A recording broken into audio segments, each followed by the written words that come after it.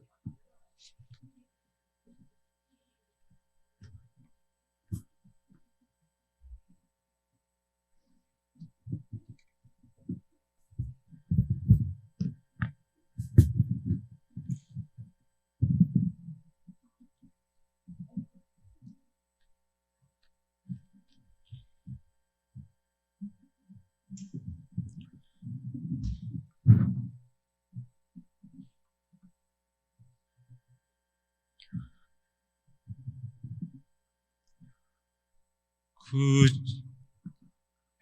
행사에 앞서 제일 뒤에 그 두 줄은 좀 일어나셔서 앞쪽으로 좀 채워주시기 바랍니다.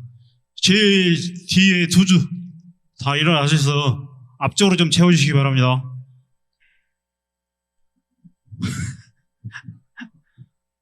안 들리신가요? 그 제일 뒤에 두 줄, 왼쪽에 지금 두 줄하고 오른쪽에 저 두 줄, 저 일어나셔서 앞쪽으로 좀 자리 좀 채워주시기 바랍니다. 이광률 팀장님 일어나셔서 저 앞쪽으로 좀 채워주시기 바랍니다.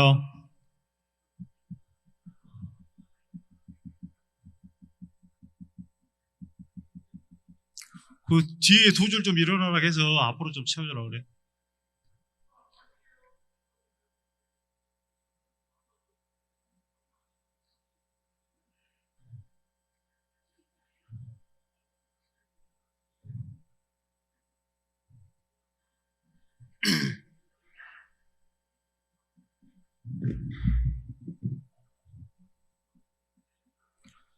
원활한 행사 진행을 위해서 소지하고 계신 핸드폰은 잠시 꺼두시거나 매너 모드로 전화해 주시기 바랍니다. 다시 한번 협조 말씀드리겠습니다. 휴대폰은 잠시 꺼두시거나 매너 모드로 전화해 주시기 바랍니다. 교육을 마치신 후에는 대실하실 때 지문 인식이 있습니다. 반드시 꼭 해주시기 바랍니다. 오늘 교육 순서를 안내해 드리겠습니다. 강사 소개 특강 순으로 진행하도록 하겠습니다. 그 뒤에 서 계신 분들은 앞에 쪽으로 좀 채우시기 바랍니다. 그 뒤에 여직원 두 분 앞으로 좀 나오세요.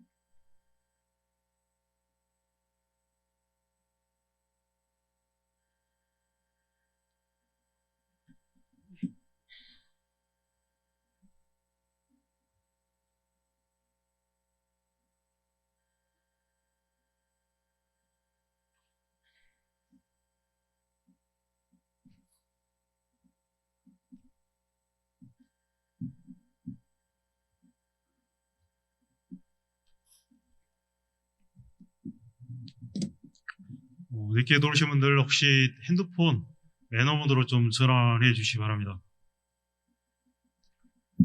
자리를 정돈하여 주시기 바랍니다. 곧이어 교육을 시작하겠습니다. 지금부터 공직자 청렴 교육을 시작하겠습니다. 오늘 강의를 해주실 김세국 전라남도 감사감이요 양력을 소개해 드리겠습니다. 우리 군 출신으로 제46회 행정고시에 합격, 감사원에서 공직을 시작하셨습니다. 감사원 행정안보 감사국, 사회복지 감사국, 지방행정 감사국을 거쳐 감사품질 지원관으로 근무하셨습니다. 오늘 청렴 관련 규정의회라는 주제로 2시간 동안 특별 강의를 해주실 간사감님을 모시겠습니다. 큰 박수로 환영해 주시기 바랍니다.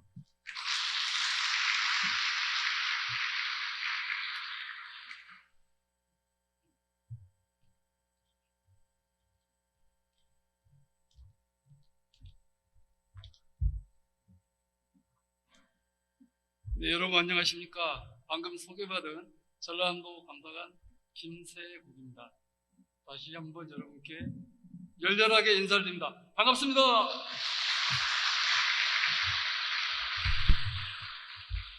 제가 태어난 고향이 이제 전라남도 완도군 고금면입니다. 예. 우리 앞에 계신 우리 정인호 예. 우리 친구분도 계시고 예. 제가 오늘 강의하러 이렇게 내려오면서 약간 만감이 교차하더라고요. 고향에 오면서 뭔가 우리 고향에 계신 분들한테 많은 좋은 그런 메시지도 주고 좋은 정보도 드리고 이렇게 하려고 막 준비를 해왔는데 저와 같이 있는 우리 국소무가 국장님 팁을 조금만 드리고 오세요 이런 식으로 하시더라고요. 근데 아무튼 여러분 너무나 반갑고 까마귀도 고향 까마귀는 반갑다는 이야기가 있습니다. 그래서 여러분 너무나 반갑고 제가 또 이런 자리에서 이렇게 강의를 하게 될 줄은 몰랐는데 이렇게 초대해 주신 우리 도군수님, 권수님 다 고맙습니다. 오늘 강의는 올해 5월 19일자로 시행된 이해충돌 방지법 여러분 들어보셨죠? 네, 공직자 이해충돌 방지법. 이 법이 5월 19일자로 시행이 됐습니다. 그래서 이제 이 법의 제정 목적, 배경, 내용, 그리고 위반했을 때 그 제재 사항 등을 공유를 하면서 여러분들이 이런 이해충돌 상황에 직면했을 때 큰 어려움 없이 슬기롭게 대처해 나갔으면 좋겠다. 예방하는 측면에서 오늘 사례 중심으로 조금 말씀드리고자 합니다. 그리고 그게 끝나면 잠시 쉬었다가 두 번째 시간으로 청렴도에 관련된 청렴 측정할 때 평가할 때 유의해야 할 사항 그거하고 그 다음에 적극행정 면책과 사전 컨설팅 감사 그 다음에 저희 도에서 했던 빈집 관리 실태 성과 감사 지금 진행 중에 있는 해양 폐기물 처리 및 관리 실태 특정 과제 감사 살짝 맛만 이렇게 보여드리겠습니다.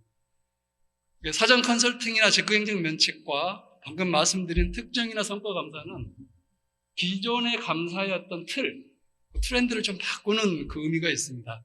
그런 의미에서 도와주는, 지적하고 건수 위주의 감사가 아닌 도와주는 감사로 변모해야 한다.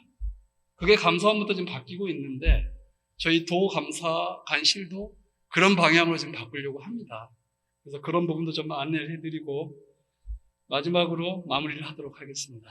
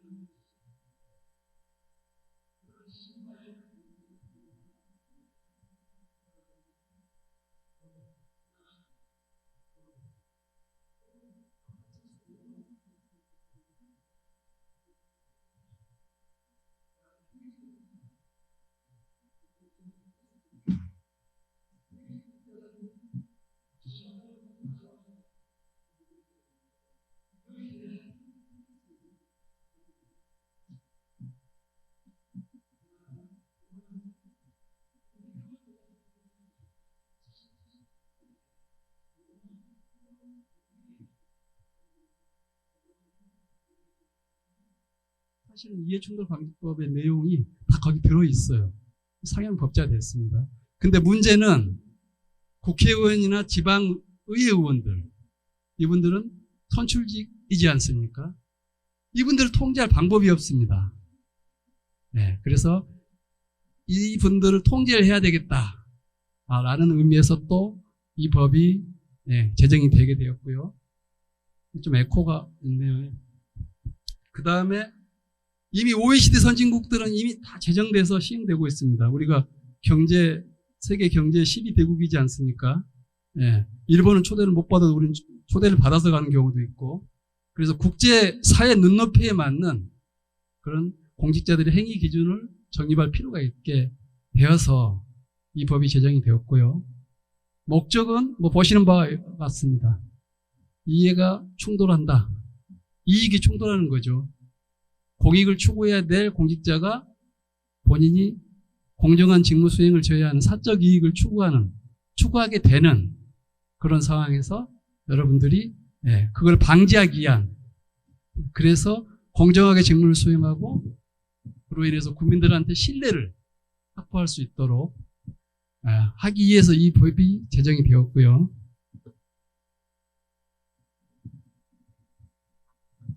자, 적용 대상은 공공기관 공직자.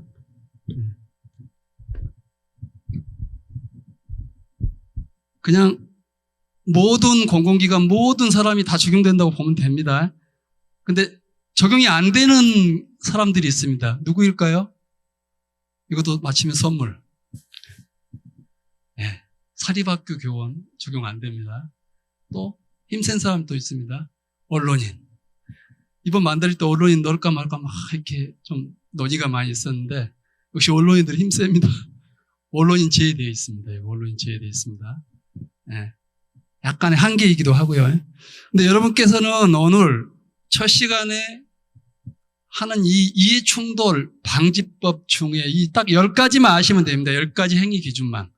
왼쪽에 있는 사적 이해관계자 신고 및 해피기피 신청부터 5호인 퇴직자 사적 접촉 신고까지 이 부분은 여러분이 신고만 잘하시면 돼.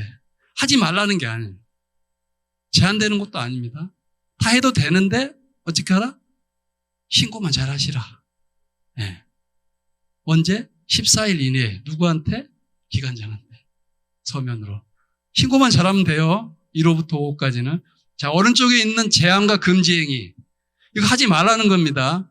강도가 조금 더 세지고 위반하면 재질이 더 높아서 뭔가 제재의 어떤 사항도 좀 높아집니다. 이따 말씀드리겠지만.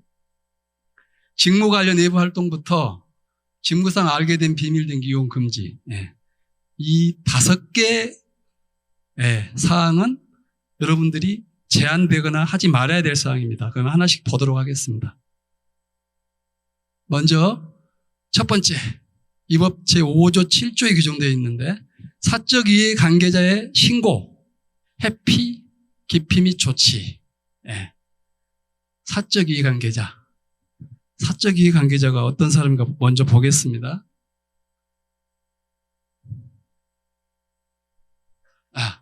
이 법 제2조 6호 정의 조항에 이렇게 나와 있네요. 사적 이해 관계. 내가 지금 처리하는 직무와 관련되는 사람이 이런 사람이 사적 이해 관계자라고 합니다. 공익자 자신. 내 일을 내가 또 처리할 수 있잖아요. 자신 또는 그 가족. 또 민법 779조에 따른 가족을 쫙 이야기합니다. 이렇게. 이렇게 딱 하고. 배우자, 배우자 직계혈족. 중요한 거는 생계를 같이 하는 사람까지도 포함됩니다. 이 생계를 같이 하는 거는 이 비밀을, 직무상 알게 된 비밀을 공유할 가능성이 많기 때문에 이 법 중간중간에 말씀드리겠지만 그래서 그렇게 교육을 하고 있습니다. 그 다음에 공직자 자신 또는 그 가족이 쭉 한번 읽어보시고요. 중요한 건 그 남옥에 공직자로 채용 임용 전 2년 이내에 공직자 자신이 재직한 법인이나 단체 또 밑에도 2년이 있습니다. 예. 2년이라는 숫자에 좀 주의하시고요. 신고 대상 16개 유형인데 그냥 다라고 보시면 됩니다. 예. 다인데 왜 적었냐고 또 이런 사람도 있더라고요. 근데 그냥 참고로 이렇게 예시한 거니까 다 그냥 여러분이 하고 있는 일이 다라고 생각하면 됩니다. 네.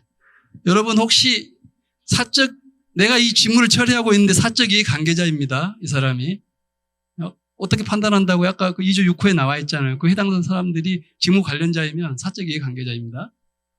어떻게 할까요? 회피, 신고하고 회피, 기피 조치를 해야 한다고 그러는데 회피하고 기피의 차이점을 혹시 아시는 분 계십니까? 회피와 기피. 뭔가 피하는 건 똑같은 것 같은데 네. 아주 중요한 차이가 있습니다. 회피, 기피. 우리 보건수님 회피, 기피 차이 아시겠습니까? 죄송합니다. 우리 보건수님 김목에서. 네, 맞습니다. 글자가 틀립니다. 글자가 틀리시고, 글자가 틀립니다. 회피는 공직자 자신이 회피하는 겁니다. 저 사람하고 관련된 일을 하게 되면 내가 뭔가 좀 불이익을 받을 것 같고, 불공정하게 업무를 처리했다고 그렇게 생각될 것 같으니까 공직자 자신이 피하는 건 회피. 반대로 민원인이나 상대방이 피하는 건 기피입니다. 기피. 나는 저 공직자 업무 담당자하고 난 못하겠다. 저 사람이 희한하게 나한테 불리하게 뭔가를 해줄 것 같다. 다른 사람을 염두에 두고 나는 살짝 뭐 이럴 것 같다? 네. 이런 불공정성에 의심이 되기 때문에 상대방이 피하는 거, 그게 깊입니다. 네. 차이 크죠?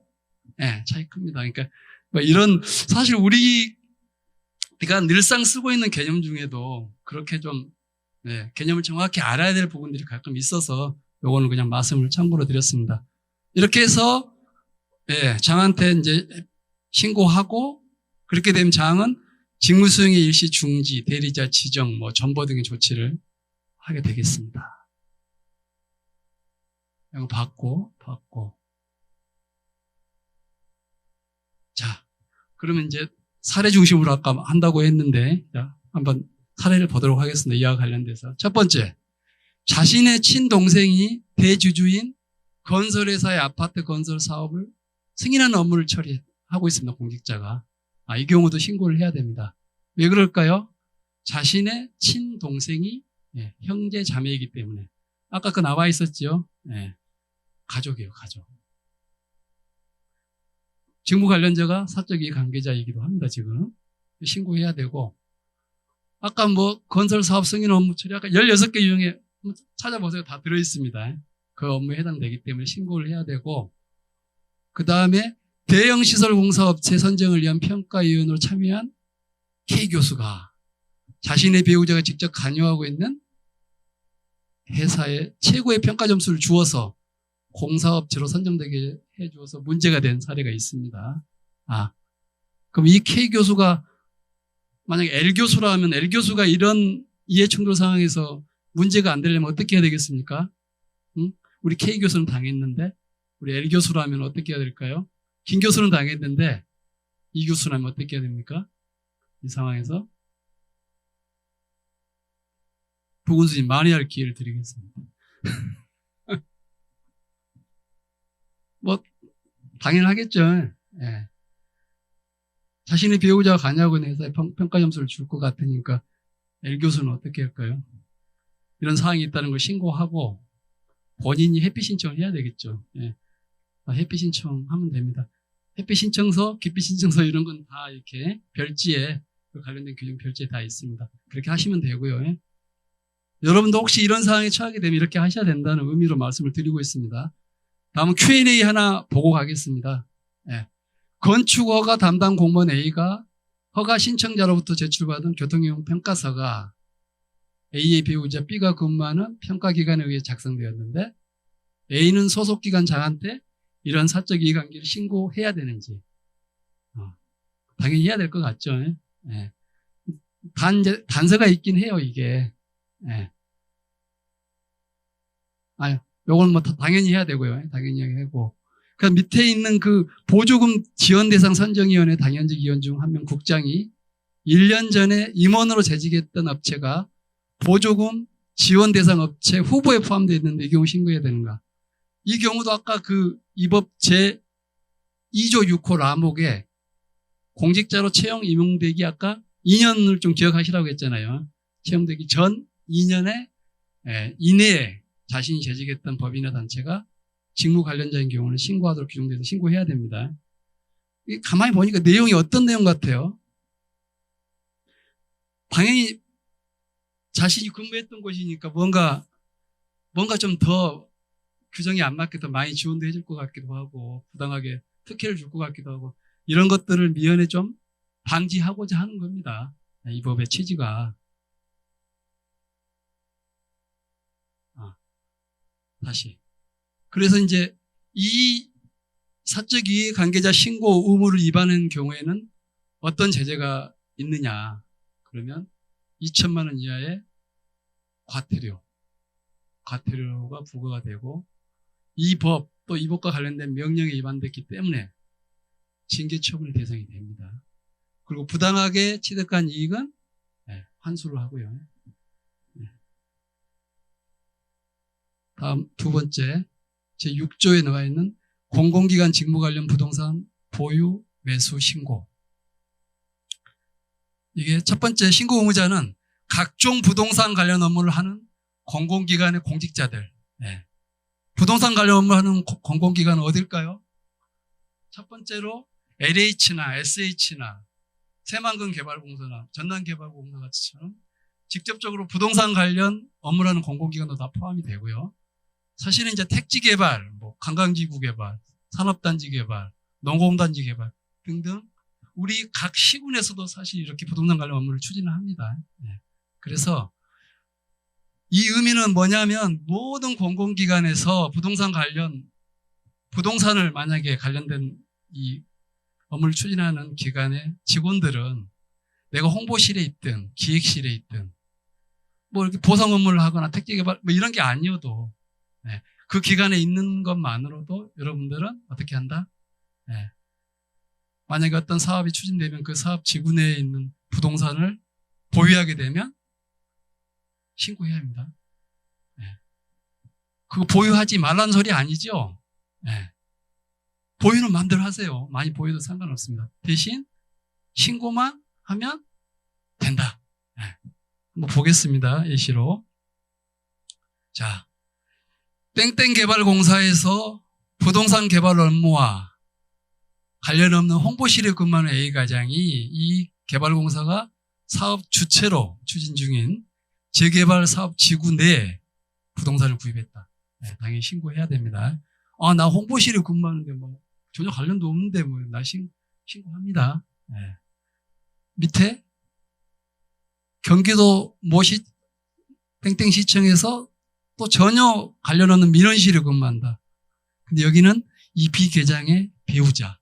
아까 신고 내용에는 공직자 본인, 배우자, 생계를 같이 하는 직계조비석 다 포함됩니다. 네. 배우자, 네. 도시 첨단 산업단지 조성 지구 내에 부동산 구입했다. 네. 신고 의무가 발생하고요. 충남도 여기서 이분은 좀 약간 효자인 것 같습니다. 요즘에 이렇게 부모 모시는 사람이 별로 없잖아요. 이 주무관은 그냥 효자이긴 한데, 예.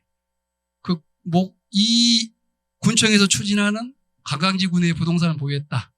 그걸 알았다. 그러면 시 주무관도 신고를 해야 돼요. 예. 밑에 D국장은 더 효자 같아요. 장인어른하고 같이 사는 것 같아요. 생계를 같이 하고 있네요. 예. 이때도 도시정비구역 내 부동산 보유했다. 알았다. 신고해야 돼요. 몰랐는데요, 난 몰랐는데요?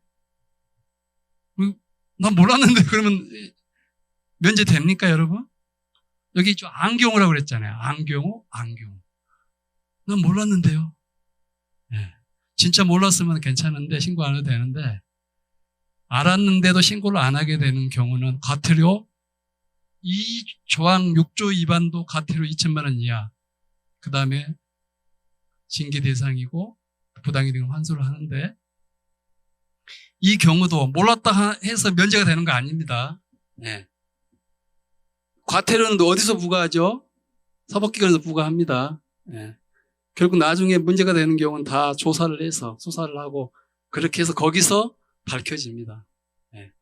그거는 나중에 문제다 이거예요. 그러니까 여러분이 이 생계를 같이 하는 사람들이 왜 신고를 해야 되면 이렇게 부당하게 취득한 그런 비밀스러운 개발 정보를 서로 공유할 가능성이 많기 때문에 그렇습니다. 이 법에서.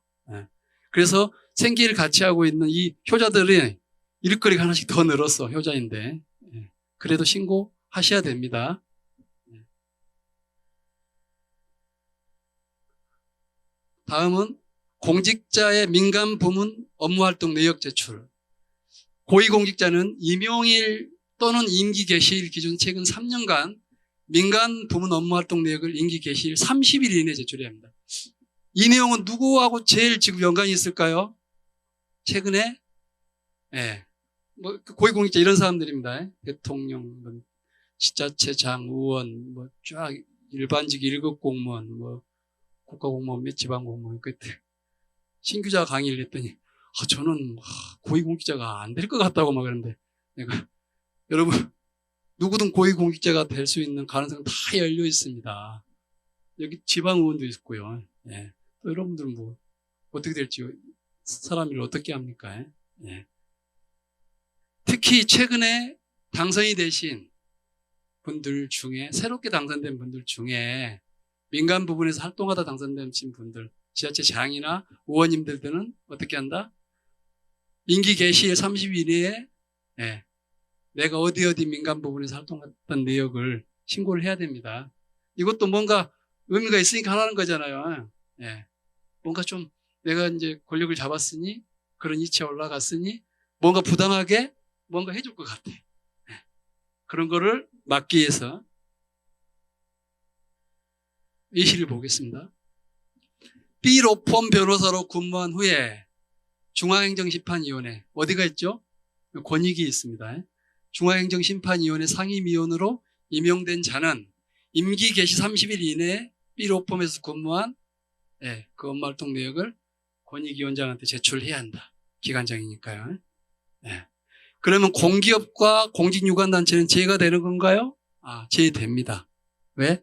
민간 부분이 아니니까요. 그래서 민간 부분에 활동한 부분만, 민간 분야에서 활동한 부분만 그 내역만 신고를 하면 되고요.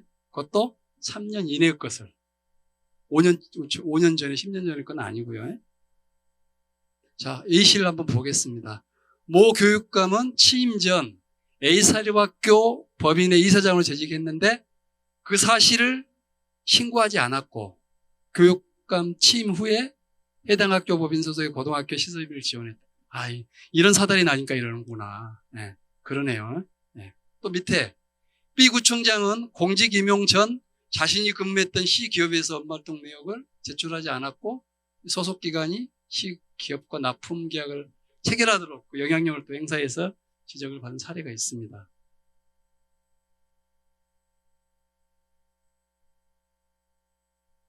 이 법을 위반하게 되면 어떤 제재를 받느냐? 여기도 과태료가 여기는 과태료가 1,000만 원이네. 1,000만 원.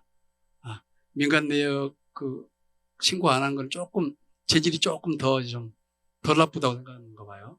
과태료 1,000만 원. 뭐 징계 대상 되는 건 맞고요. 징계는 사유가 이 법에 따른 명령 등의 의무를 위반하는 경우에는 그 이 의무 위반 자체가 징계 사유가 됩니다.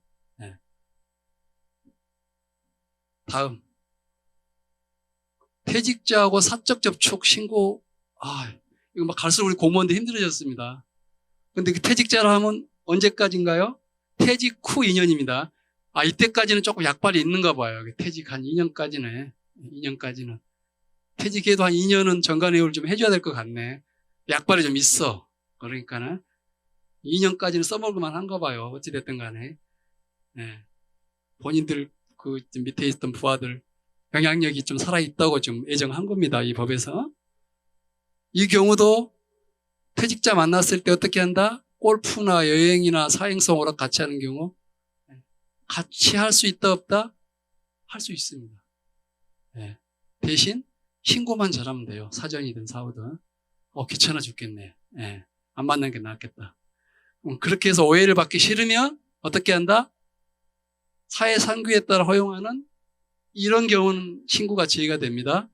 첫째, 퇴직자 자녀의 결혼식 등 경조사 이해의 돌잔치, 환갑, 회갑, 같은 걸 써놨네. 이런 잔치. 그 다음에 공무와 무관한 동창회, 친목 모임, 종교행사 등 이런 사적 모임. 여기서 만나면 되겠네요. 여기서 만나서 재밌는 이야기 나누십시오. 여기서. 이런 모임까지 사적 접촉을 하는 거는 개인의 행동의 자유를 과도하게 제한하기 때문에 이 법에서도 이거는 사회상규상 허용되는 이런 경우에서는 가능합니다. 근데 오늘 강의를 하는데 되게 좀 딱딱해 보이네.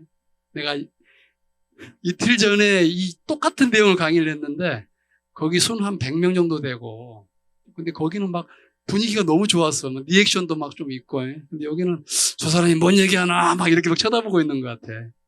고향 사람이라 좀 더 탐구를 하고 싶은 생각도 있을 것 같은데 제가 좀 여러분이 좀 지루해하는 것 같으니까 퀴즈를 좀 내겠습니다. 부근 스님 좀 선물 좀 이따 주십시오. 아까 저분하고 혹시 이걸 알고 있는 분은 신규자 한두 명 계시면 말씀을 좀 스포일 하지 마시고요. 가장 휴가를 가고 싶은 날은 언제일까요? 가장 휴가를 가고 싶은 날. 지금? 너무 지루해. 지금 가고 싶어. 지금. 월요일? 언제 가장 휴가를 가고 싶어요? 휴가를 가장 가고 싶은 날은? 네? 크게. 네? 언제요?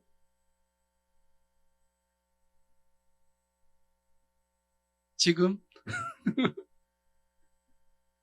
네? 휴가 복귀. 거의 90% 맞았는데, 네, 맞습니다. 휴가 마지막 날. 네. 휴가 마지막 날. 휴가를 제일 가고 싶어 합니다. 휴가 마지막 날. 거의 맞는 거를 좀 해드려야 될 것 같아요, 이번에. 성함이? 이충. 아, 우리 이충현, 네, 이충현 씨.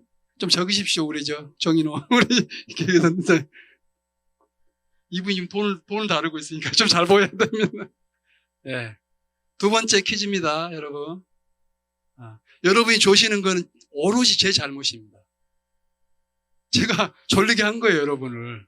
식사하신 시간도 얼마 안 되긴 했지만 그건 핑계고, 여러분이 조시는 거는 오로지 저의 잘못이다. 그래서 여러분의 잠을 깨트려 줘야 될 것 같아요, 지금. 두 번째 퀴즈입니다.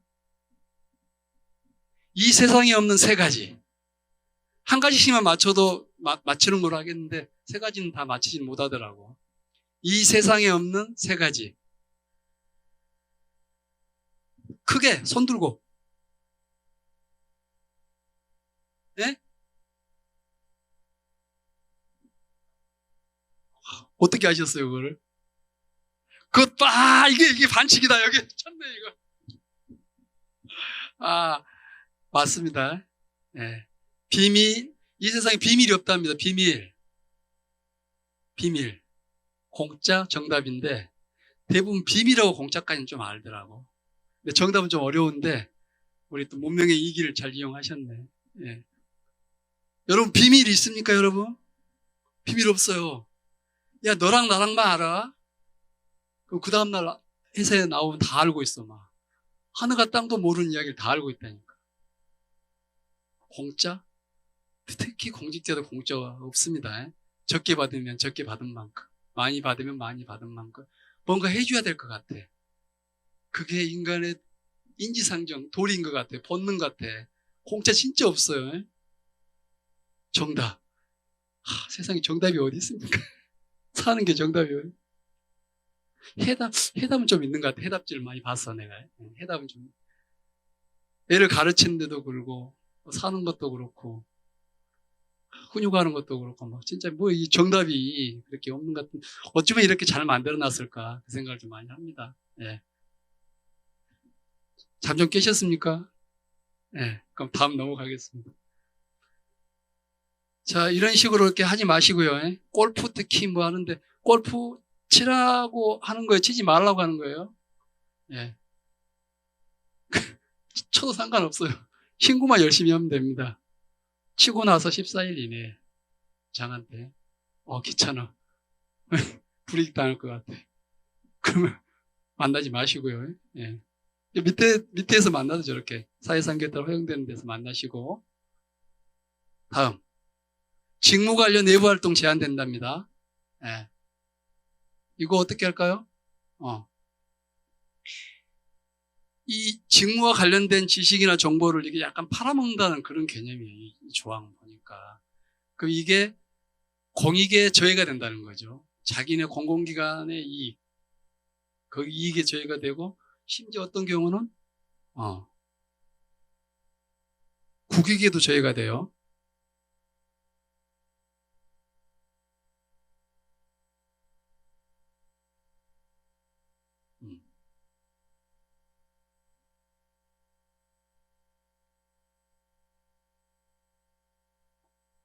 이거 보겠습니다. 이제 이 법 10조 1호부터 5호까지 보십시다. 직무 관련자에게 사적으로 노무 또는 조언, 자문을 제공하고 대가를 받는 행위. 사적이니까 공적은 가능하다. 공문으로 하는 건 가능하다. 그리고 대가를 받는 행위니까 대가를 안 받고 봉사를 하면 가능하다. 대가 안 받으면 됩니다. 네. 공적으로 하시고요. 또 소속 공공기관의 소관 직무와 관련된 지식이나 정보를 타인에게 제공하고 대가를 받는 행위.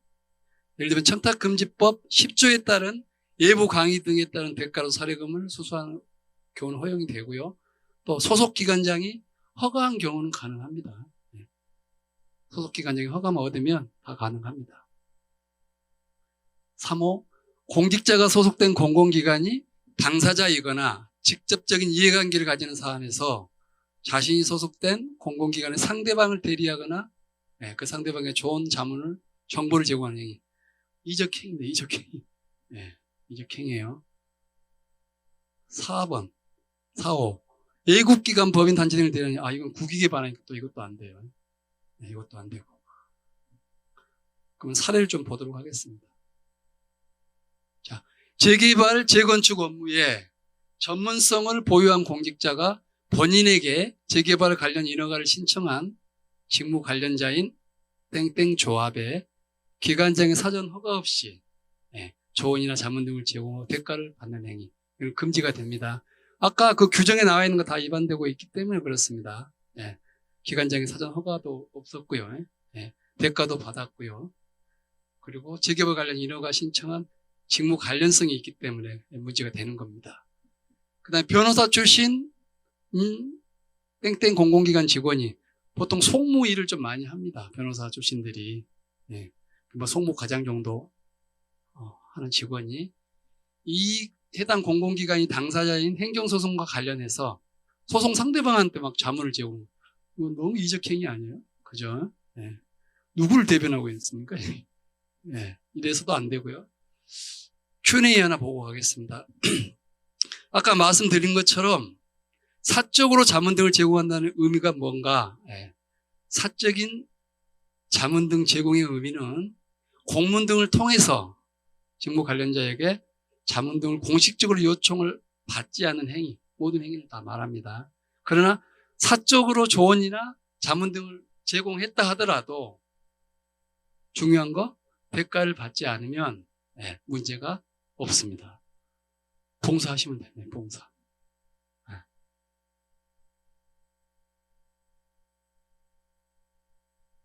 다음 이제 6조, 7조, 6번, 7번 그 이후로는 지금 이제 제한하고 금지하는 행위이기 때문에 좀 재질이 무거워지는데 가족 채용 제한, 그 다음에 다음에 나와 있는 수의계약 체결 제한. 둘 다 공통점이 뭘까요? 뒤에 건 수의계약 체결 제한하는 거고요. 앞에 거는 아빠 찬스, 엄마 찬스 쓰지 말라는 거잖아요. 특히 엄마, 아빠가 고위공직자인 사람들 그 백으로 채용하지 말라는 거잖아요. 둘 다 공정하게 경쟁하라. 계약도 공정하게 하라. 경쟁으로 하라. 사바사바 하지 말고 나눠주지 말고 아는 업체한테 그렇게 수혜하지 말고 인사 채용할 때도 아빠 찬스, 엄마 찬스 쓰지 마라. 공정하게 붙어서 여러분처럼 공정한 게임을 통해서 임용되시라. 그렇게 해야 된다.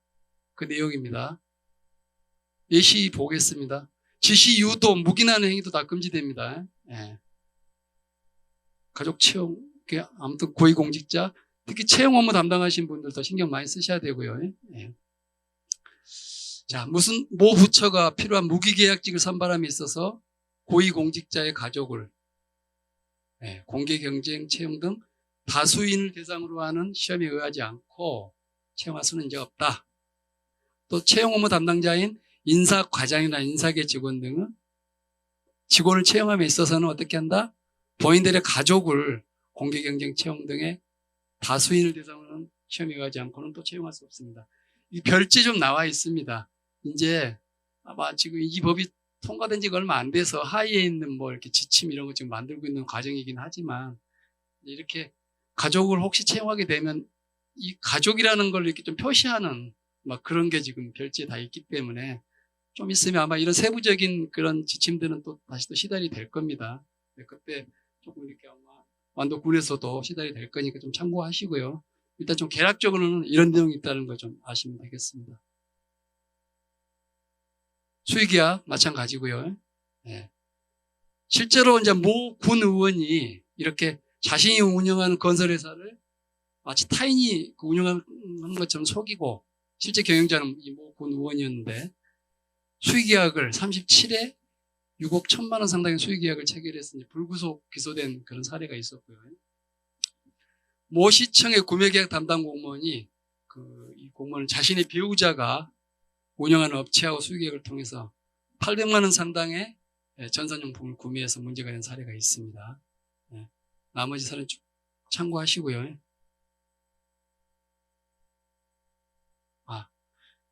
그러면 이제 아까 말씀드린 수의계약 체결 제한과 가족에 대한 그 채용 제한, 이 두 개 조항을 위반했을 경우에는 어떤 벌칙이 있을까요? 과태료가 좀 올라갈 것 같죠? 재질이 좀 더 나쁘니까.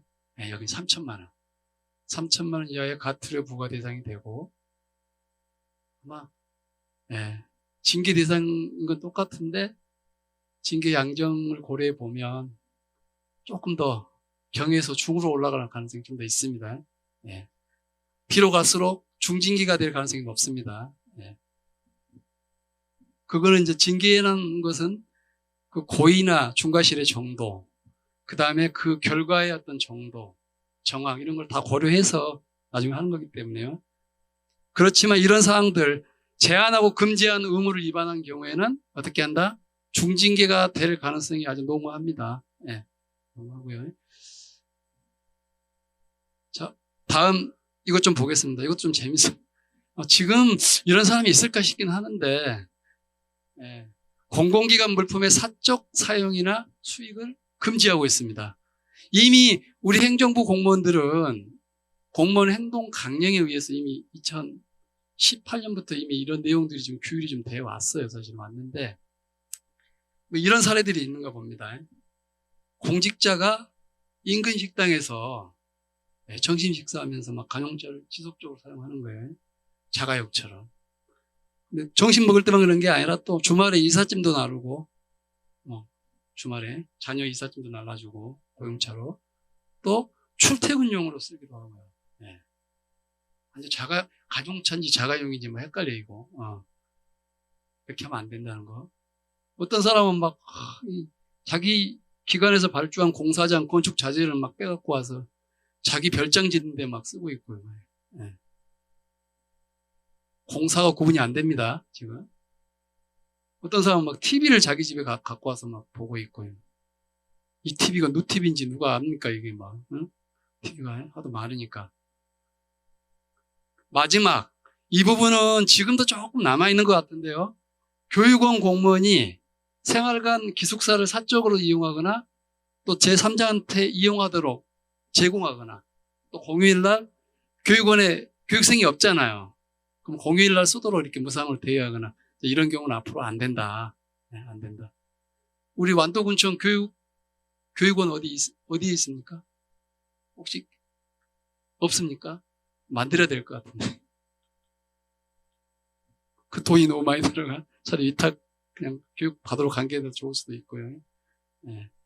뭐 군 면단이 있고 뭐 읍이 있고 이러면 만들 필요도 있어 보이긴 합니다. 어찌됐든 간에 교육원 공무원들은 또 이런 부분에 좀 유의를 해야 되고요. 이런 경우 이 규정 위반하면 어떻게 될까요? 이건 약간 재질이 좀 제한하고 금지하는 건데 재질이 조금 덜 나쁘다고 생각한 거 봐. 이건 3천만 원이 아니고 과태료 2천만 원 이하의 부과 대상입니다. 당연히 징계 대상이 될 수도 있고요. 부당한 이득은 환수하고요. 다음. 이게 이 법이 빨리 국회에서 통과된 이유입니다. 아까 그 LH 사건, 전형적인 LH 사건. 이 부분. 어떻게 되겠어요? 벌칙도 뭐 엄청 셀 것 같죠? 셉니다. 이거는 막 징계하고 그 정도에 그치지 않아요. 과태료 정도 부과되는 게 아니고 형사처벌을 받게 됩니다. 징역, 벌금 해갖고. 좀 무시무시합니다. 보도록 하겠습니다. 공직자가 직무 수행 중 알게 된 비밀 또는 미공개된 정보를 이용해서 재물 또는 재산상 이익을 취득하거나 제3자로 하여금 취득하게 하는 행위.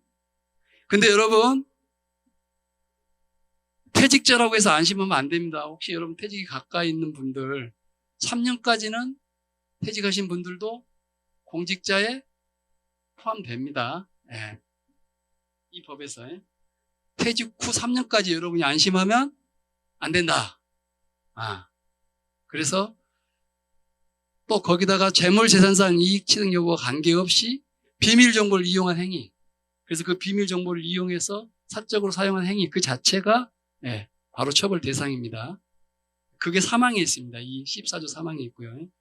1항과 2항은 공직자가 재산상 이익을 취득한 비밀 정보를 이용해서 그 부분이고 2항은 제3자 민간인 등이 그리고 제3항이 이런 식으로 재산상 이익과는 관계없이 이 정보를 사적으로 이용하는 그런 내용이 사망에 있는데 한번 예시 사례를 좀 보도록 하겠습니다. 공직자가 다른 공공기관 공직자로부터 내부 비밀인 개발 관련 자료를 획득해서 자기 이름으로 하면 들킬 것 같아. 그래서 누구 이름으로? 배우자 이름으로 했어요. 배우자가 운영한 재단 명의로 부동산을 매입했고 이 경우 이 행위를 만약에 했다. 그렇게 되면 어떻게 되냐? 7년 이하의 징역과 7천만 원 이하의 벌금에 처하게 됩니다. 또 2개를 병가할 수도 있습니다. 그리고 재산상 취득한 이익은 몰수, 추징까지 하도록 그렇게 되어 있습니다.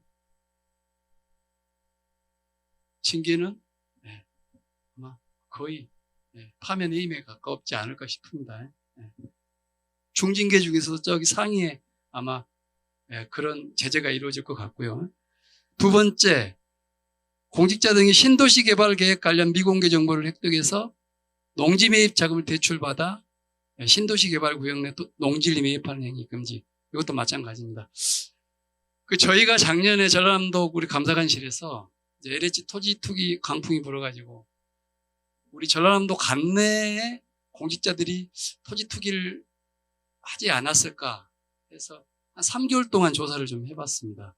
도본청하고 그다음에 22개 시군, 그다음에 개발공사까지 전남개발공사 한 600명 정도 대상으로 이제 했는데 동의서 다 받고요. 받고 했는데 조금 저항도 있었습니다. 그래서 저희가 감사할 때도 이게 정당하게 이게 지금 투자를 하는 건지 투기를 한 건지 그걸 구분하기가 너무 어렵더라고요, 사실은.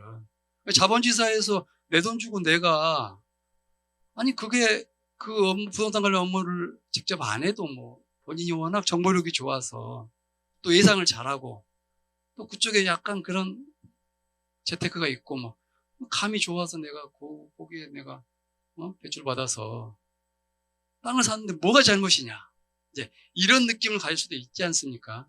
오케이, 그건 인정합니다. 인정하는데 이제 우리가 이 법도 그렇지만 작년에 저희가 할 때 그럼 이 사람이 투기를 했을 이렇게 직무상 본인들만 알고 있을 수밖에 없는 그런 개발 정보들이 있지 않습니까? 계획. 그 정보를 얻을 수 있는 그런 자리에 그런 업무를 담당했는지 최근 3년간 그리고 그 개발 계획이 고시되기 전에 3년간 쭉 그런 일을 해왔는지 그것도 살펴봤고요. 그 다음에 이 사람이 갑자기 돈이 어디서 나왔을까요? 대출을 엄청 받아가지고 자기 돈도 없는데 다 이게 엔드입니다. 엔드. 오가 아니고요.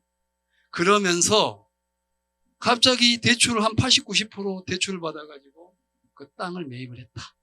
아마 등등등등 해가지고 조건 한 3가지, 4가지 정도 걸어서 나중에 이제 토지투기심의위원회가 열어가지고 처음에 한 27명 정도 이렇게 좀 했는데 혐의자를 계속 축약을 해서 한 5분 정도.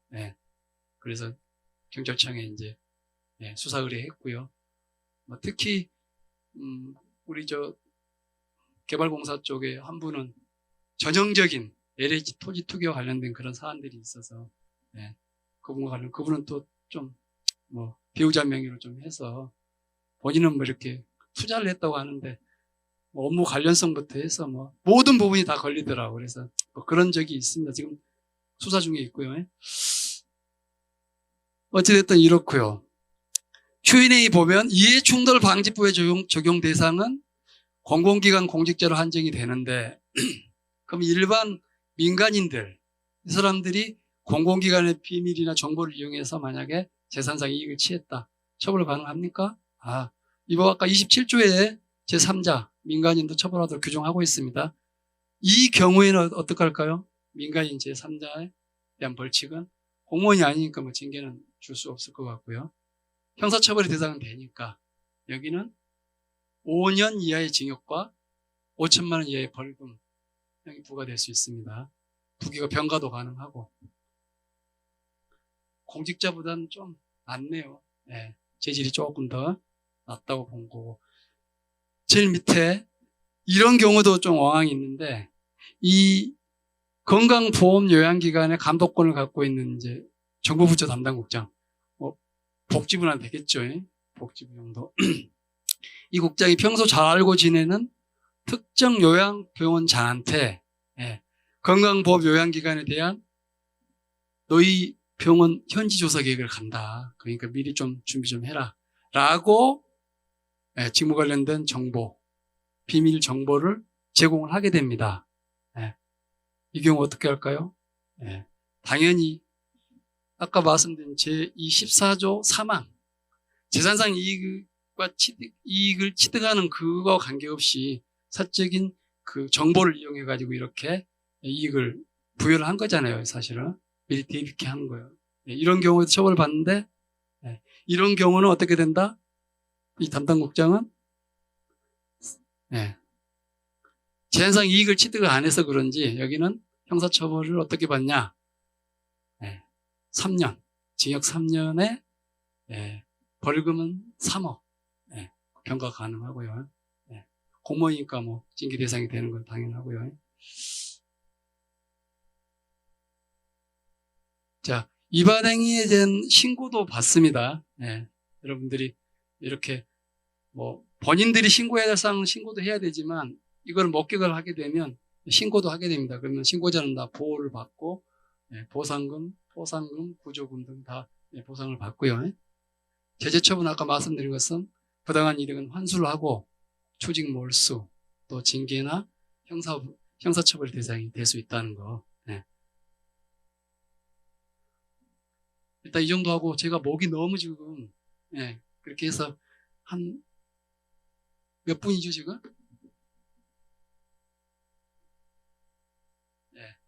3시에 다시 보는 거를 이렇게 하겠습니다. 그 첫 번째 시간은 참고로 좀 재미가 없는데 두 번째 시간은 좀 재미가 있으니까 여러분 좀 물 한 모금 하시고 화장실 한번 다녀오십시오. 예.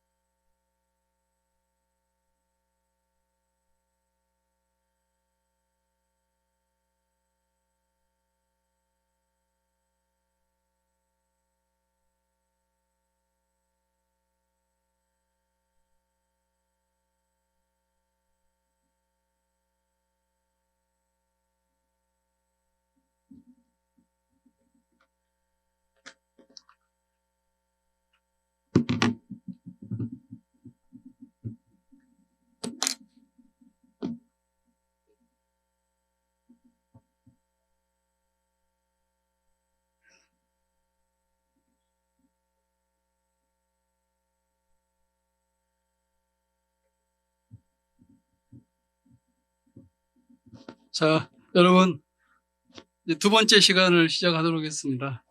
두 번째 시간은 복구하겠습니다.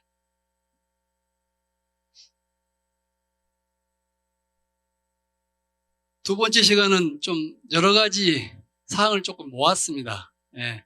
첫 번째는 이제 청렴도 관련된 사항은 저희 도도 그렇지만 우리 시군에서도 좀 중요한 의미가 좀 있고, 그래서 그 부분을 유의할 사항, 이 부분을 좀 같이 공유를 좀 해보고요. 그 다음에 적극행정 면책하고 사전 컨설팅 감사, 예. 이 부분은 이제 사전 감사의 의미가 좀 있는데 이 부분도 좀 도와주는, 뭔가 좀 적극적인 행정을 유도하는 측면에 새로운 감사 출연됩니다. 그래서 이 부분도 좀 살펴볼 거고요. 그 다음에 이제 저희 도에서 추진했던 빈집 정비 및 관리 실태 성과 감사하고, 지금 추진하고 있는 해양 폐기물 처리 및 관리 실태. 그래서 감사를 좀 발상을 전환을 해서 이런 식으로도 감사가 가능하구나. 그런 부분을 조금 맛만 보여드리겠습니다. 그런 부분 내용은. 그리고 마지막으로 이제 마무리하겠습니다. 먼저 청렴도 측정 설문조사 시에 유의할 사항입니다. 어제 저도 이제 우리 94년생 분들하고 이제 저녁을 같이 했는데, 그분들도 사실은 이제 들어온 지가 얼마 안 됐지 않습니까? 아직 30이 안 되고. 그래서 이제 그분들도 청렴도 평가 대상 기간이 1년이라는 걸 잘 모르는 사람이 많더라고요. 10명하고 같이 했는데. 그래서 막 공직 생활 전체를 놓고 이거 평가를 해야 되는구나. 아니면 막 초등학교 다닐 때 막 촌지 받았던 촌지 줬던 기억까지, 엄마가 줬던 기억까지 더듬어서 체크를 해야 되나. 여러분, 청렴도는 매년 평가를 합니다. 그렇죠? 고개를 좀 끄덕끄덕 좀 해주면 좋겠네. 야, 청렴도는 매년 평가하죠? 예. 그럼 어떻게 될까요?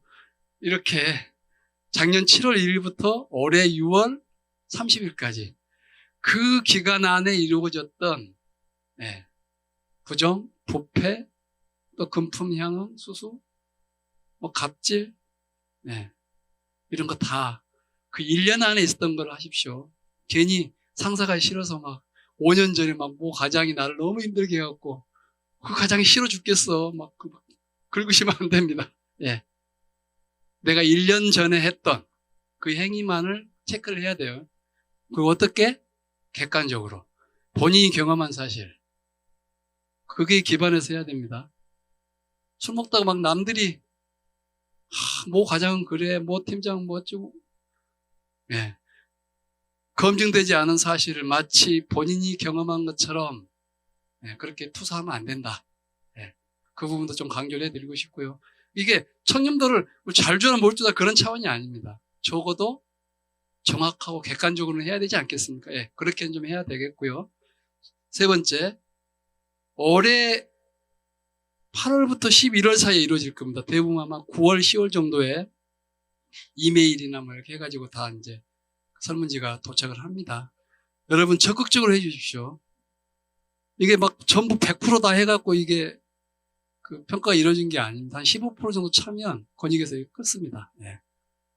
그러면 15% 안에 우리 조직을, 기관을 괜찮게 생각하는 사람도 많을 건데 그 사람들이 일이 바쁘거나 뭐 해서 안 해버리잖아요. 그러면 우리 조직이나 기관이 나쁘다고만 생각하는 사람들만 달라들면 어떻게 됩니까? 이 평가가 엄청 왜곡이 됩니다. 왜곡이 됩니다. 긍정의 사실이 감추어지게 된다는 거예요. 그리고 청렴도가 떨어지면 기관장이나 이런 사람의 명예만 훼손되는 게 아니지 않습니까? 본인의 얼굴도 먹칠을 하는 거예요. 그러니까 그래서 1년 안에 걸 객관적으로 하십시오.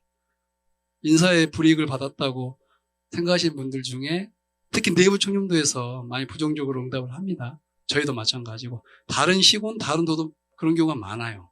아는데 그래서 징계를 받았던, 최근 3년 안에 징계를 받았던 사람들은 제의를 합니다. 권익위도 그걸 알고 있기 때문에, 왜곡이 될 수 있기 때문에요. 근데 특히 좀 당부를 드리고 싶은 거는, 저도 고향이 완도이기 때문에 우리 완도의 청렴도가 맨날 4등급, 5등급 이렇게 나오는 것이 좋겠습니까? 그래서 한 2등급 한 번씩 맞고 3등급도 한 번씩 맞으면서, 그리고 실제 이렇게 저희가 지금 청년 정담회를 MZ하고 하고 있습니다. MZ 세대하고 지금 14일 했는데, 그 젊은 근성 연차가 얼마 안 된 젊은 우리 직원들하고 정담회를 해요. 네. 지금 14번을 제가 주재해서 했습니다. 보면 그 친구들도 얼마나 그 자유스럽고 개인적 가치를 강조하고 그런 세대 아닙니까? 네. 이야기 많이 합니다, 이제. 아직도 출퇴근할 때 눈치를 많이 봐요. 어떤 팀장은 내가 육아 때문에 유치원에 애 등원시키고 왔는데 그 시간이면 맨날 8시 50분이래요. 자기 팀장도 아닌데 옆에 팀장이 시간은 정확해. 10분 전에 잘 와. 이렇게 하면서 엄청나게 막 스트레스를 준다는 거예요. 너가 내 팀장도 아닌데. 응? 그 육아에 대한 부분도 출퇴근 시간이나 출장이나 이런 것도 좀 고려해달라. 이렇게 말하면 또 20년, 30년 되신 분들은 본전 생각나네 이거. 네. 그러실 겁니다 아마. 네. 그래서 이제 정말로 그 직급이 좀 높은 분들, 경험이 오래된 분들은 옛날 나 때는 이랬는데 그러면 이제 막 꼰대라고 또 그렇게 MZ는 그렇게 이야기할 거고. 그래서 그 논의 중에 나온 말들 중에 이런 것이 있었습니다. 링크핀 역할을 해줄 수 있는 중간 직급, 중간 세대 역할이 중요하다. 그 중간에 있는 5급이나 6급을 도 기준으로 이 사람들은 근무 연차도 좀 됐고 밑에나 위에 쪽에 있는 사람들과 어느 정도 공감이 좀 가능하기 때문에 그분들이 역할을 좀 많이 해줘야 된다. 사적으로든 공적으로든. 그런 나름의 대안도 제시를 하더라고요. 저희도 그렇게 생각을 하고 있습니다. 그래서 청년 정담의 내용도 조금 공유를 해봤고요. 아무튼 청년도 적극적으로 좀 참여해 주십시오. 우리 완도군 청년도도요. 예. 그 완도군도 한 2등급도 한번 나오고 막 해야 되지 않겠어요? 3등급도 나오고 막 1등급도 한번 나와보고. 네. 물론 내부적으로 뭐 인사라든가 이런 데 불만이 없겠습니까? 우리 도도 마찬가지고 다 있겠지만 조금 직급과 세대 간에 조금 더 이해폭도 넓히시고, 또 인사가 정말로 불공정하지, 인사라는 건 공정한 그 인사를 지향을 해야 되지만 항상 승진 누락된 사람도 있을 거고, 이번에 금평에서 조금 더 이렇게 안 좋게 평가한 사람도 있을 거고, 그건 어쩔 수 없는 것 같습니다. 그렇지만 그게 정말로 불공정하지 않는 이상은 그런 부분에 있어서 그걸 마치 복수의 수단으로 쓰면 그건 좀 아니지 않느냐, 그렇게 생각을 합니다. 너무 또 무거운 이야기 있는 것 같은데. 아무튼 적극적으로 해주시고요. 다음 적극행정 면책 사전 컨설팅 감사. 적극적으로 하라니까 바로 적극행정 나왔습니다. 여러분 접시 이론이라고 혹시 들어보신 적 있습니까? 접시 이론. 접시 이론. 그냥 대단한 건 아니고, 이 적극행정 면책과 사전 컨설팅 감사에 대한 부분을 설명할 때 항상 이 이야기를 합니다. 제가 그 작년 초에 개방형 감사관으로 면접 볼 때도 이 이야기를 제가 드렸었는데, 우리 면접위원님들한테. 그릇을 열심히 닦다가 실수로 그릇을 깨뜨린 사람들은 잘못이 좀 있어도 그 죄를 면해 주는데, 그릇에 먼지가 끼게 하는 사람, 그릇에 먼지가 끼게 하는 사람은 이제 용납을 못 한다는 겁니다. 엄벌에 처한다. 앞에 거는 적극행정행위고 뒤에 거는 소극행정행위입니다. 그랬더니 소극행정행위는 감사하기 너무 힘들지 않습니까? 하는 일이 없는데 어떻게 감사를 합니까? 이 사람 흔적도 없는데. 다 방법이 있습니다. 노하우가 있고요. 다 방법이 있고, 이 사람이 직무를 태만하고 그렇게 일을 미루는 부분들에 대한 감사 기법도 많이 좋아졌고요. 그래서 저희 도감사관실도 상반기, 하반기 나눠서 매년 소극행정에 대한 감사를 하고 있습니다. 그래서 그런 부분들 나중에 혹시 또 좀 기회가 된다면 다른 감사 사례를 갖고서 여기 와서 제가 강의도 할 수 있는데, 아무튼 조금 개괄적으로 말씀을 드리면 이제 우리가 좀 적극적으로 행정행위를 해야 한다. 그러기 위한 제도적 장치로 이 두 가지가 있습니다. 적극행정 면책과 사전 컨설팅. 네. 먼저 적극행정 면책을 보겠습니다. 요건은 공익성. 공직자가 공익을 추구해야 돼요. 공익. 당연한 이야기인데. 네. 그 다음에 적극적으로 행위를 했어야 되고요. 그 다음에 고의 중과실이 없어야 된다. 고의 중과실이 없다는 걸 어떻게 추정하나요? 하면은 이 일과 사적 이해관계가 없어야 되고요. 그 다음에 이 일을 행함에 있어서 중요한 절차를 결여하지 않아야 됩니다. 군수님 결재가 필요한 상황인데 군수님 결재가 없으면 안 된다 이거죠. 본인이 독단으로 하면 안 된다니까. 예를 들면. 그런데 이제 제의가 되는 경우가 있습니다. 금품이나 향응을 수수하는 경우는 면책이 안 되고요. 아무리 공익성과 적극성의 요건을 충족해도요. 그 다음에 고의 중과실인 경우도 안 되고 무사 안일 당연히 안 되겠죠. 적극행정을 유도하기 위한 건데 무사 안일하게 했으니까 안 되고요. 지금 태만도 그렇습니다. 지금 무안군에 대한 걸 지금 예시로 했는데 요 사례보다도 작년에 우리 도에서 우리 저 완도군 5월 달에 감사 있었죠. 네. 정기 종합 감사 있었는데 작년에 3건을 면책을 해드렸습니다. 완도군에 대해서. 딴 데는 한 건만 했는데 우리 완도군은 3건을 해드렸네. 너무 적극적으로 열심히 하셨어요. 그렇게 했는데 지금 기억나는 사례가 하나 있습니다. 뭐냐면 2020년에 그 신진면 명사심리 있잖아요. 해수욕장. 거기 아마 토요일마다 뭐 싱싱 콘서트를 조금 하려는 사업이 있었는가 봅니다. 2020년은 2월 이후로 뭐가 터졌죠? 코로나 되네, 코로나. 이 사업이 바뀝니다. 어떻게 바뀌냐? 자동차 극장으로 바뀌는 거예요. 그 사업 기간이 휴가철, 피서철입니다. 한 2개월, 3개월 정도. 그래서 이제 이 직원이 열심히 했어요, 열심히. 근데 사업 내용이 일단 바꿨잖아요. 영역 계약이니까 협상에 의한 계약에 의해서 이 사업을 추진을 해야 돼요. 우선 협상자도 선정을 해야 되고요. 선정하면 15일 이내에 협상이 끝나야 됩니다. 그래서 우선 협상자를 지정한 거 아닙니까? 우선 협상자를 지정해 놓고 15일이 아니라 40일이 경과된 이후에 계약을 체결을 했고요. 또 사업 내용도 그렇게 바뀌었어. 싱싱 콘서트에서 뭐로? 영화 보는 거로. 바뀌었어요. 그러면 그 전에 이렇게 했던 사람들은 어떻게 됩니까? 마치 무슨 계속 특혜를 주고 있는 것 같잖아요. 이 사람한테 지금. 기간도 도가했는데도 그렇게 체결해줬지. 내용도 바뀌었는데 그렇게 해줬지. 그래서 지적을 해서 징계를 줄까 훈계를 할까 막 이렇게 이제 하는데 가만히 보니까 이 적극행정 면책 요건에 해당이 되는 거예요. 공익성 먼저. 어떤 공익이 있나요? 이 사업은?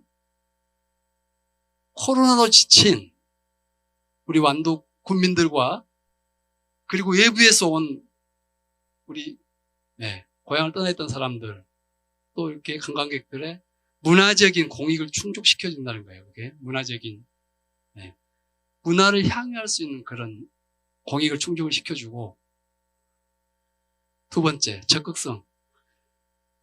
코로나로 인해서 사람들이 콘서트로 모이면 안 되잖아요. 사회적 거리를 두기 때문에. 그래서 얼마나 적극적으로 생각을 했겠어요. 이거를 차라리 자동차로 해가지고 그 자동차 안에서 보게 하면 서로 격리가 되고 그래. 그렇게 적극적으로 이 직원이 그 일을 했고요. 또 고의 중과실이 없었습니다.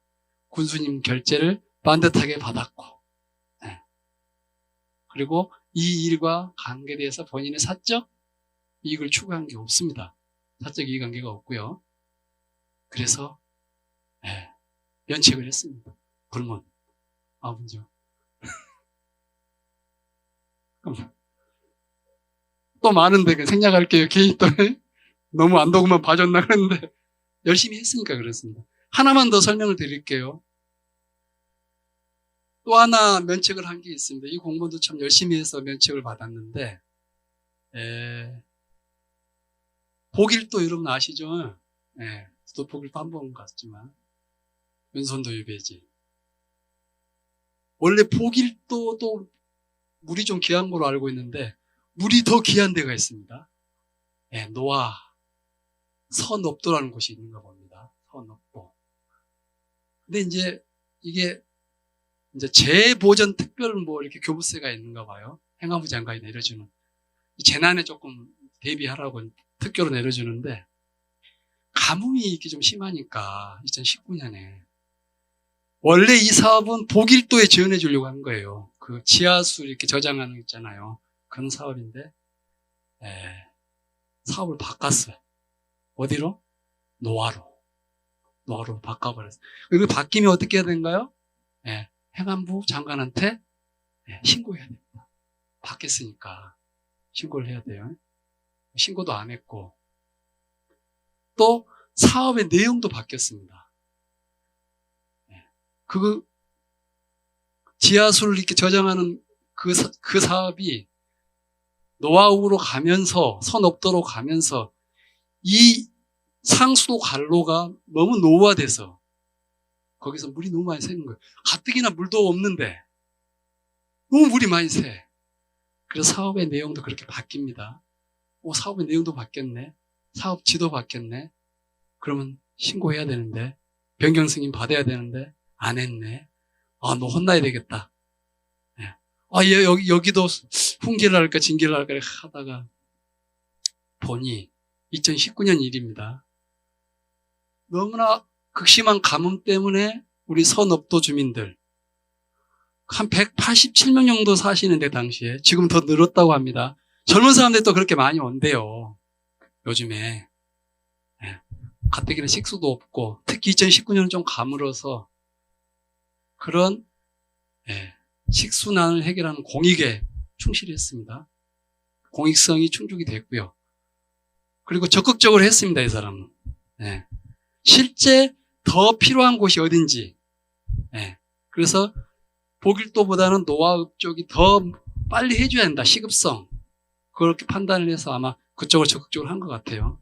또 군수님의 결재도 받았고 그래서 여기도 면책. 이쪽에서 박수 치려고 그러는 면책을 해드렸고 나머지 하나는 제가 좀 기억이 안 납니다. 기억이 안 나는데 앞으로 아무튼 여러분 열심히 하십시오. 그러니까 열심히 하다 글을 깨뜨리는 사람한테는 우리가 훈장까지는 못 주지만 면책은 해야 합니다. 그래야 우리 공직사회가 조금 더 액티브하게 더 열심히 할 겁니다. 그래야 결국은 그게 우리 국민들한테 질 높은 서비스로 그렇게 돌아갈 거 아니겠습니까?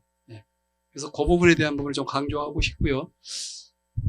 사전 컨설팅 이거는 주제 등 관련 능동적 업무 추진 유도 뭐 이런 거 사전에 미리 이 해당 업무의 적법성, 타당성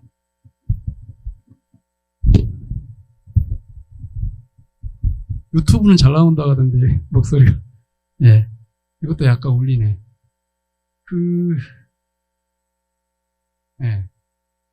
이거 미리 이제 감사실에 좀 이렇게 요청해가지고 검토를 받아서 이제 공고를 받는 건데, 이거 하니까 이 책임 회피 수단으로 좀 많이 이용하는 것 같아요. 근데 제가 미리 거꾸로 말씀드릴게요. 요건 이런 걸 떠나서, 자기가 해야 될 일을 나 몰라 그냥 네가 먼저 좀 빨리 검토해줘. 그럼 그런 받으면 그대로 하면 면책되고 감사 안 받으니까 이런 책임 회피 수단으로 변질이나 왜곡이 되면 안 되겠다. 이게 그래서 미리 사전적으로 규제라든지 관련된 또는 행정제도라든지 너무 애매한 거예요. 법령도 애매하고 제도도 애매하고 그래서 이걸 잘못 처리했다가 나중에 감사 받겠어. 그러니까 지금 미리 한번 검토해 달라는 거잖아요. 이게. 근데 이미 법령 다 해석 잘 돼 있고 유권 해석 사례도 있고 본인들이 하면 다 알 거를 그냥 이렇게 감사관실에 이거 좀 검토해 주세요. 그럼 너는 뭐 할래? 애매한 거. 정말로 이 요건에 해당한 것만 좀 해주십사. 왜냐면 감사관실도 감사해야 되고 뭐 바쁜데 저거 하고 계속 있을 수 없잖아요. 대상경이 한두 군데도 아니고 말이에요. 네. 그래서 적극행정 지원 사업은 우리가 이제 30일 이내에 처리를 해주고요. 그 다음에 이제 법령 해석 이거 좀 간단하니까 10일 이내에 이제 처리하고 또 10일 정도 또 연기해서 처리할 수는 있는데 이런 식으로요. 법령에 명확히 규정되어 있거나 감사 수사 등이 진행 중인 사항이나 이미 행정심판이나 소송이 완결이 돼가지고 이미 판결이 나 있는 거라든지 심지어 저런 것도 막 이야기하는 사람들이 있어요. 그 책임회피 수단으로는 절대 이용하면 안 된다. 네. 그 말씀을 드리고 다음으로 넘어가겠습니다.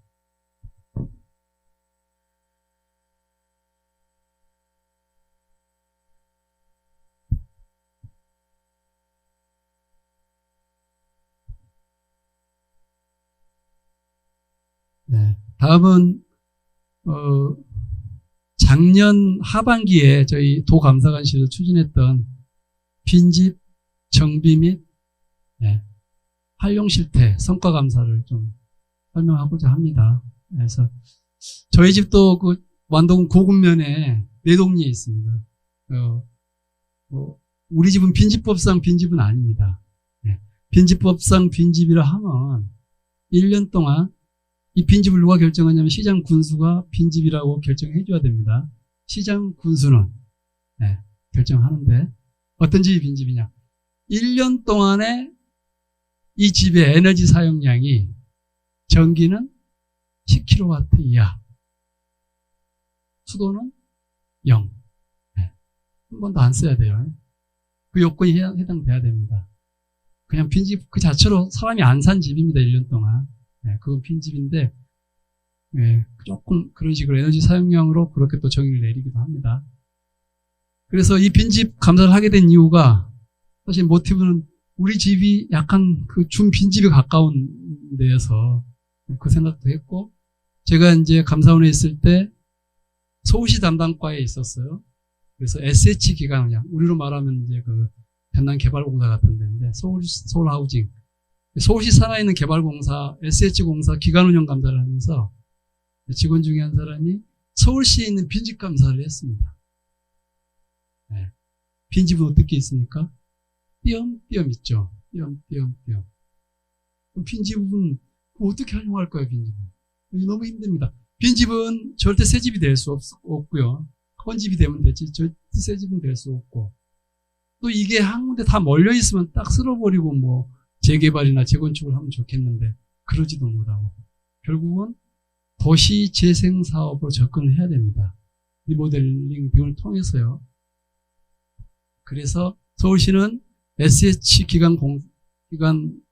기관한테, SH한테, 공사한테 돈을 줘서 위탁하게서 처리하도록 해갖고 매입을 합니다. 빈집을 다. 그렇게 해서 거기서 리모델링 해서 팔기도 하고 임대하기도 하고 막 그렇습니다. 그거를 감사를 하고 왔는데 그 건 중에 한 건이 이제 있었는데 이건 도시보다도 오히려 저출산 고령화의 어떤 그런 현상이 심화되어 있는 농어촌이 많은 우리 전라남도가 더 필요하겠다. 그 생각을 좀 하게 됐고요. 그러면서 내가 전라남도 감사관으로 가게 되면 이 감사는 특정 성과 감사를 한번 테마 있는 감사를 한번 해보겠다. 라고 그렇게 생각을 하고 내려왔습니다. 사실은. 내려왔고 우리 직원들하고 이제 회의를 해서 이 감사를 하려고 하니까 이거 뭐 작년 8월 한 3일 정도에 우리 22개 시군의 도움이 너무 필요한데 그래서 이제 건축 담당한 뭐 이런 분들 모여놓고 이제 회의를 한번 했는데 저항이 너무 셉니다. 아니 그냥 빈집 그걸 안 해도 골칫덩어리고 막 이거 뭐 건들기도 뭐 이러는데 왜 이걸 하려고 하느냐 막 이런 식이에요. 그래서 거기서 설득을 좀 하고 그리고 나서 9월부터 이제 본격적으로 시작을 했는데 해보니까 우리 빈집 관리, 빈집 정책이 지금까지는 이렇게 빈집 수를 세는 빈집이 몇 개 있다 있는 정도 그리고 가끔 철거 정도 하는 정도 그러니까 아예 빈집 및 소규모 주택 정비법이라든지 농어촌 정비법 법이 2개입니다. 도시, 시골, 농어촌을 나라는 빈집법 2개인데 그 법에서 요구하고 있는 사항을 거의 준수하고 있지 않아요. 의무사항도 많고 하는데도 시장 권수님들이. 그래서 감사를 해보니까 일단 실태조사가 너무나 형편이 없습니다. 우리 이렇게 머릿수 세는 정도야. 빈집 몇 개 있습니다. 그건 빈집 정책이 아니죠. 그러면 그것조차도 잘 세야 되는데 그것조차도 엉망이고요. 그럼 우리 관련 법에는 빈집을 등급별로 이렇게 하도록 되어 있습니다.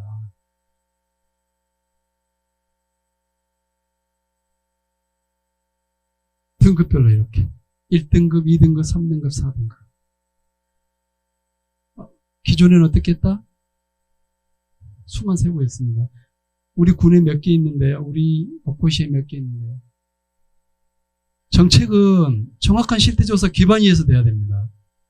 이 빈집의 상태가 좀 쌩쌩한 1등급인지 아니면 허물어가는, 다 기울어가는 4등급인지 이런 조사가 선행되지 않고 제대로 된 정책적 처방을 내릴 수가 없습니다. 그래서 그 관련 법에서도 그렇게 규정을 하고 있고요. 1등급 이렇게 나왔습니다.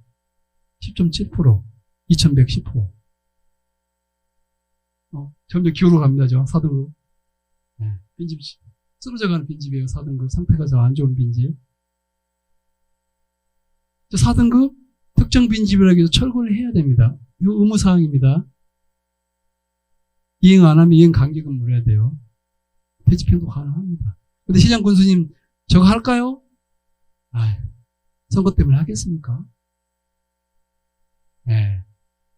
의지도 없고 할 이유도 없고 그냥 빈집은 빈집으로 있으면 되지 뭘 저거를 건드려. 먼지만 나고. 시도를 안 합니다. 그러면서 그 흉물스러운 빈집은 쌓여만 갑니다. 네. 누군가 이걸 해결을 해야 되지 않겠어요? 특히 우리 전라남도는 더 빈집이 많은데 19,727호입니다. 작년 말 기준으로. 22개 시군 보겠습니다. 제일 많은데 2,491원의 여수가 왜 많겠습니까? 여수 밤바다 하는데 여수 밤바다 하는데 뭐 이렇게 빈집이 많아요? 뭐 여수 밤바다 빈집 보러 가나? 밤바다 보러 가는데 저기는 여수시, 여천군, 여천시 3개 시군이 어떻게 됐나요? 네, 통합이 되다 보니까 아마 여천군 쪽에 많이 있는가 봅니다. 저는 현장에는 못 가봤는데 보세요. 이제 목포 17,081호 우리 완도 545 완도는 좀 양호하네요. 그래도 인구 비례로 좀 그러겠죠. 인구 많은 데가 좀 더 빈집이 많고 주목할 거는 고흥이 좀 많습니다. 고흥 인구가 그렇게 많지도 않은데 저기는 거의 30%가 넘어갑니다. 고령화 비율이요. 네. 아마 인구 소멸 대표적 지역 중에 하나입니다. 고흥이. 이번 감사를 통해서 실제로는 동의 여부까지 좀 해봤습니다. 이걸 철거를 원하십니까? 활용을 원하십니까? 네. 왜냐하면 동의 여부에 따라서 이 정책이 성공하냐 실패하냐가 달려있기 때문에 그렇습니다. 아무리 좋은 정책도 지원도 소유자가 동의하지 않으면 그게 이루어지지 않을 가능성이 아주 높습니다. 네. 그래서 한번 했더니 철거에 동의한 사람은 11.7% 2,303호 활용에 동의한 사람은 2.7% 531호 네. 이분들의 생각은 어떨까요? 내가 여기서 태어난 곳이니까 건들지 마. 그리고 혹시 몰라 집값이 많이 오를 수도 있고 땅값이 오를 수도 있고 언젠가 오르겠지. 내비도 쓰러져 가던 날도 건들지 마라. 이게 내가. 근데 빈집은 새 집이 될 수 없습니다. 계속 헌집이 됩니다. 사람이 안 살기 때문에. 그럼 1등급이었던 애가 나중에는 몇 등급이 된다? 4등급이 되는 거예요. 그럼 4등급이 되면 어떻게 합니까? 이제 쓸어야 돼요. 저거는 특정 빈집이 돼서. 그 전에 상태가 좋을 때 우리가 활용하자. 빈집은 폐가나 쓰레기가 아니라 자산이다. 자산으로 활용해서 기농 기촌한 사람들한테 아주 싸게 주고 그리고 이 관리 소유자는 거기서 이익을 아주 3분의 1 가격이든 어쨌든 간에 저렴하지만 거기서 이익을 얻고, 그리고 이 들어간 사람은 싼 가격에 살면서 관리를 해주기 때문에 이 집은 빈집이 되지 않습니다. 그래서 우리 완도군도 그렇게 이익을 공유하는 시스템을 이 빈집 정책에 좀 적용을 해서 좀 최대한, 뭐 다는 활용 안 되겠죠.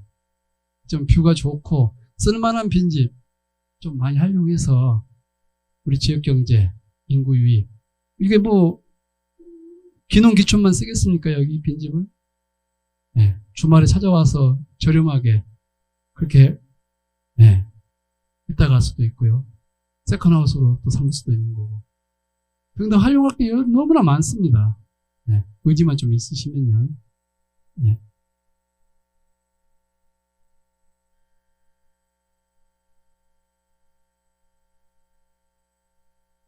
이런 걸 뭐 그냥 지적했던 사항들이니까요. 네. 이건 뭐 그냥 자랑하려고 써놨습니다. 전국 최초로 뭐 성과가 됐다고 뭐. 이익 공유하는 거 하고, 이제 세 번째 그 빈집 플랫폼을 좀 구축해야 될 것 같습니다. 빈집 뱅크. 네. 이게 이래야 빈집 정보가 서로 공유가 되는 거예요. 전국적으로. 그래서 이번 주말에는 강원도에 있는 뷰 좋은 빈집에서 좀 있어 봐야 되겠다. 이번 여름 휴가철에는 제주도에 있는 빈집에서 살고 싶다. 이번에는 전라남도에 있는 빈집에서 며칠간 보내고 오고 싶다. 네. 한 개인이 어떨 때는 풀빌라가 있는 데서 살 수도 있는 거고, 휴가를 보낼 수도 있고, 그 개인의 선호가 고정되어 있는 건 아니지 않습니까? 한 번은 또 저런 식으로 시골적인 취향을 갖고 있는, 그러면서도 잘 리모델링 된 그 집에서 또 휴가라든지 이런 걸 또 즐길 수도 있을 것입니다. 그래서 다양하게 공유하는 그 민박, 공유 민박도 지금 일본에서도 많이 지금 그렇게 시행이 되고 있는데, 그런 개념으로도 사용할 수도 있고요. 그렇게 하려면 어떻게 한다? 빈집 플랫폼이 구축이 돼야 됩니다. 예. 그 부분은 이제 우리 도가 조금 더 관여를 많이 해줘야 될 것 같습니다. 예산도 많이 들어가고 저게 구축하는데 복잡하기 때문에. 근데 이제 이게 감사를 하다 보니까 사실은 빈집보다도 막 축사 막 이런 거 있잖아요. 이런 것도 많더라고. 그래서 앞으로 10월에 좀 어떻게 잘하고 있는지, 우리가 처분 요구한 대로 좀 잘하고 있는지 이행 점검을 또 나오긴 하는데, 다음에는 이제 축사라든지 뭐 이런 창고 막 이런 거 있잖아요. 이렇게 빈집으로 있는 이런 데도 조금 감사를 해서 보기 싫은 거는 좀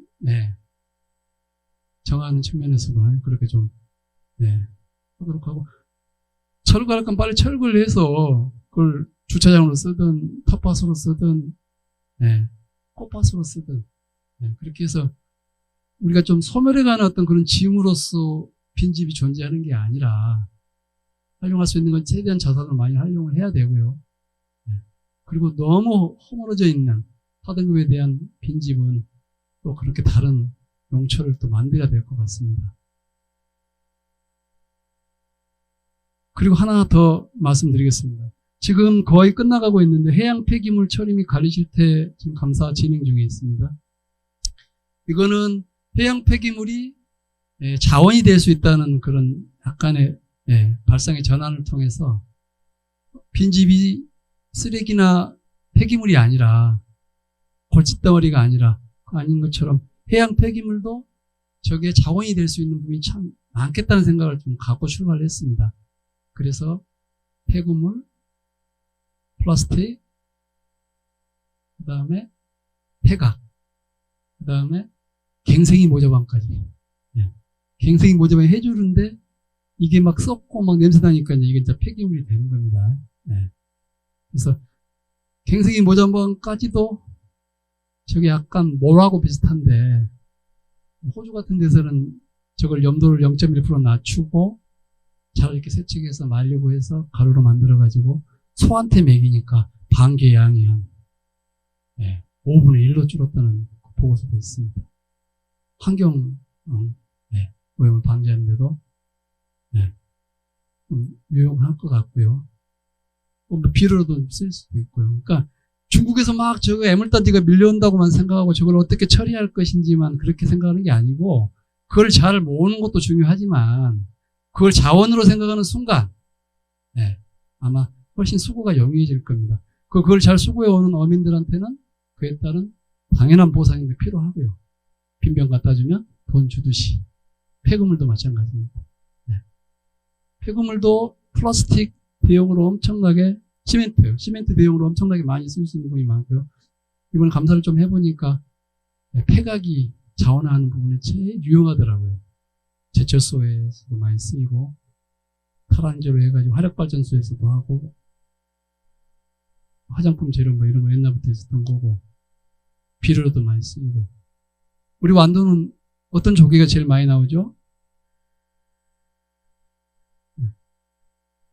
전복이 제일 많이 나오잖아요. 그 전복 껍데기도 충분히 잘 활용하면 네, 이익이 많이 될 겁니다. 네. 아무튼 그 감사를 하니까 8월 중에 끝나고 또 한번 네, 언론 등을 통해서 또 좀 저희가 네, 홍보를 좀 하겠습니다. 다음 네, 마무리 좀 하려고 합니다. 첫 번째 인성에 대한 부분을 조금 하고 싶습니다. 그거 저 이야기는 뭐 저한테도 계속 당금질을 하는 내용들인데요.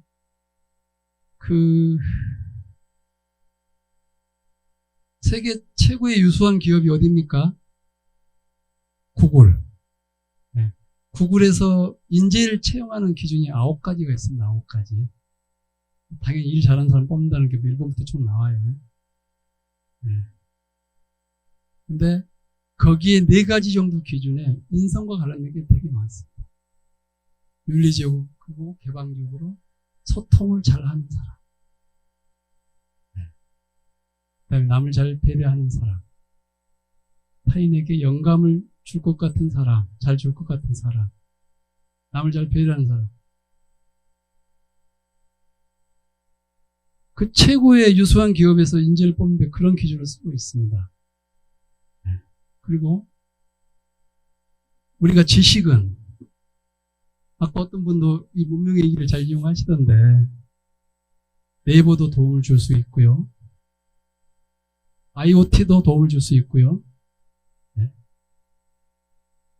빅데이터를 통해서도 지원받을 수 있습니다.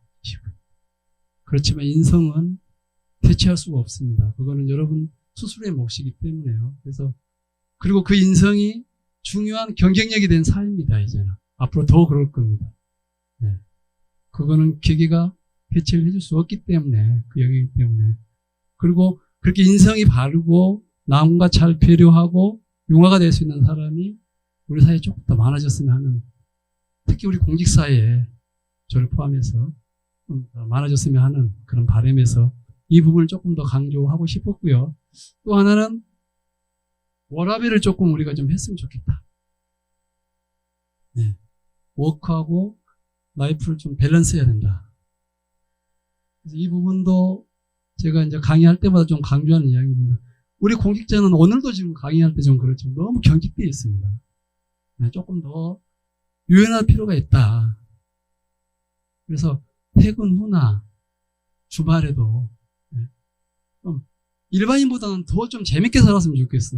근데 이게 배운 게 도둑질이라고 너무 규범화되어 있고 틀 속에 있다 보니까 아마 퇴근 후에도 굴고 주말에도 굴고 제대로 쉰 것 같지가 않은 것 같아요. 저도 그래 왔고요. 그렇게 안 하려고 노력을 많이 하는데도 그래.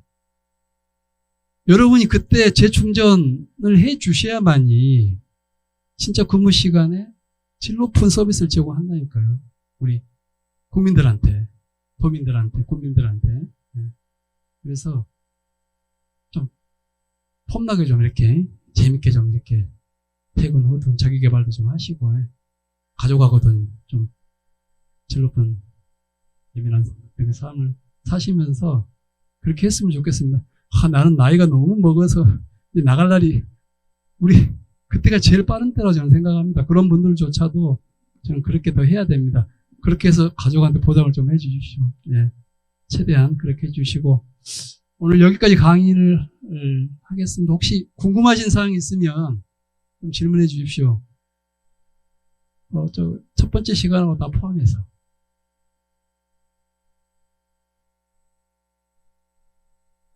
없으세요? 네. 질문이 없으면 너무 강의를 잘했다는 거 아니면 너무 강의를 못해서 아무튼 부족한 강의지만 끝까지 경청해 주셔서 고맙습니다. 항상 건강하고 행복하십시오. 감사합니다.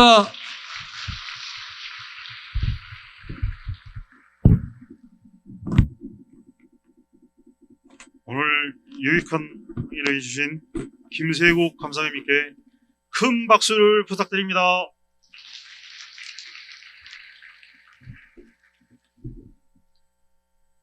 퇴실하실 때 좀 불편하시더라도 지문 등록을 좀 해주고 가십시오.